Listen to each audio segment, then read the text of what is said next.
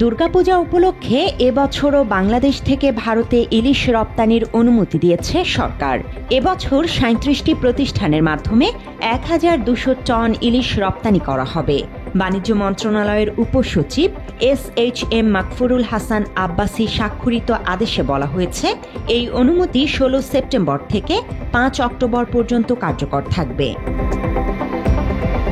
সরকার প্রতি কেজি ইলিশের ন্যূনতম রপ্তানি মূল্য নির্ধারণ করেছে $১২.৫ মার্কিন।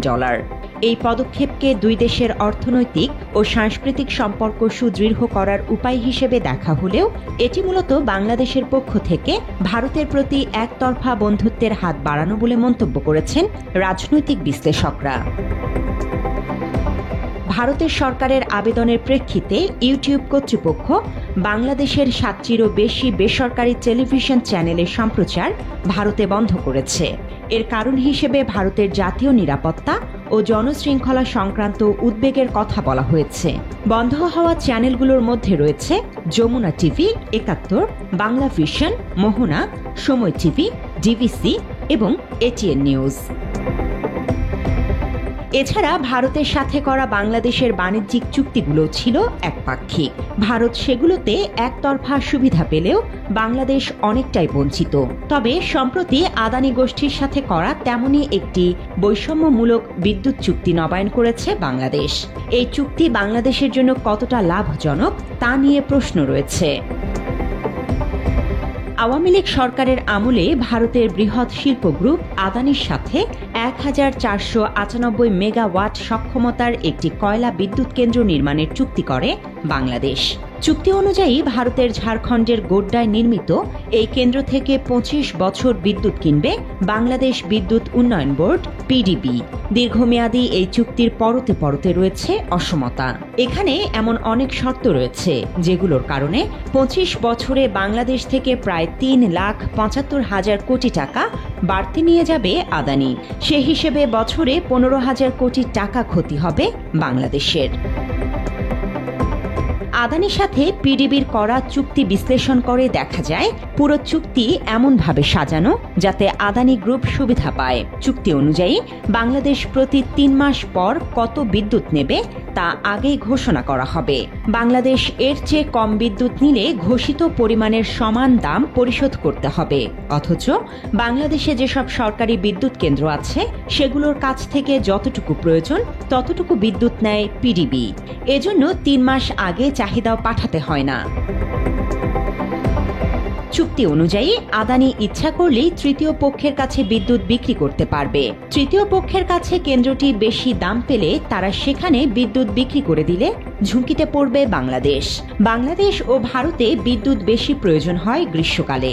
এখন আদানি গ্রীষ্মে ভারতে আর শীতে বাংলাদেশকে বিদ্যুৎ দিলে সেটিও বাংলাদেশের জন্য লাভজনক হবে না। মাত্র ৩০% টাকায় জমির মালিক হয়ে নতুন বাংলাদেশের গড়ে তোলার স্বপ্ন দেখা বাংলা বসতি। এছাড়া এই কেন্দ্র থেকে PDB কখনোই ৩৪% নিচে বিদ্যুৎ নিতে পারবে না। বাংলাদেশ এর চেয়ে কম বিদ্যুৎ নিলে ওই বিদ্যুৎ উৎপাদনে ব্যবহৃত কয়লার পুরোটার দাম বাংলাদেশ আদানিকে দেবে। শুধু কয়লার দামই নয়, কয়লা পরিবহনের জাহাজ ভাড়া, বন্দরের ব্যয় ও কয়লার পরিবহনের অর্থও পাবে আদানি। শুধু এমন বৈষম্যমূলক বাণিজ্য চুক্তি নয়, বাংলাদেশের অভ্যন্তরীণ ইস্যুতেও প্রায়ই হস্তক্ষেপ করতে দেখা যায় ভারতকে। সম্প্রতি রাজধানীর মিরপুরে ন্যাশনাল ডিফেন্স কলেজে ২০২৫ সালের NDC কোর্সে অংশগ্রহণকারীদের উদ্দেশ্যে দেয়া বক্তৃতায় ঢাকায় নিযুক্ত ভারতীয় হাই কমিশনার প্রণয় ভার্মা বলেন, বিশ্বব্যাপী সহযোগিতা, বৈশ্বিক শাসন কাঠামো সংস্কার এবং বৈশ্বিক দক্ষিণের স্বার্থ রক্ষায় ভারতের ক্রমবর্ধমান সম্পৃক্ততার পাশাপাশি একটি অন্তর্ভুক্তিমূলক টেকসই ও দ্রুত জাতীয় উন্নয়নের লক্ষ্যে দিল্লির প্রচেষ্টার কথা তুলে ধরেছেন।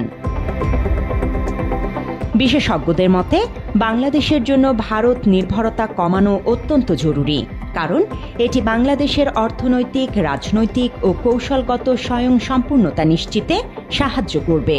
বর্তমানে দুই দেশের মধ্যে ব্যাপক বাণিজ্য ঘাটতি রয়েছে। এছাড়া কৌশলগত ও সামরিক সরঞ্জামের জন্য ভারতের ওপর নির্ভরশীলতা দেশের নিরাপত্তা ঝুঁকি বাড়াতে পারে এবং এর ফলে ভূ রাজনৈতিক পরিস্থিতিতে বাংলাদেশের সিদ্ধান্ত গ্রহণ সীমিত হয়ে পড়বে। অন্যদিকে তিস্তার মতো অভিন্ন নদীর পানি বণ্টন নিয়ে ভারতের একতরফা সিদ্ধান্তের কারণে সৃষ্ট সমস্যাগুলো থেকে মুক্তি পেতেও ভারতের ওপর নির্ভরশীলতা কমানো অপরিহার্য। তবে বাংলাদেশ সরকারের সাম্প্রতিক কিছু পদক্ষেপে আবার প্রশ্ন উঠেছে, ভারতের ওপর নির্ভরশীলতা কমাতে সরকার আদৌ আন্তরিক কিনা। একদিকে ভারত বাংলাদেশে মিডিয়া এবং বাণিজ্য খাতে একতরফা নীতি গ্রহণ করছে, অন্যদিকে বাংলাদেশ তার কোনো সমুচিত জবাব না দিয়ে উল্টো ইলিশ পাঠাচ্ছে দেশটিতে। এছাড়া আদানির মতো বৈষম্যমূলক বাণিজ্য চুক্তিগুলো নবায়নের মাধ্যমেও সরকার তার নতজানু পররাষ্ট্র নীতির কথা জানান দিচ্ছে বলে মনে করছেন বিশ্লেষকরা। তাই এখন আবার প্রশ্ন উঠছে, বাংলাদেশ কি সত্যি ভারতের আধিপত্য থেকে বেরিয়ে আসতে পারবে? জান্নাতুল ফেরদৌস, বাংলা এডিশন।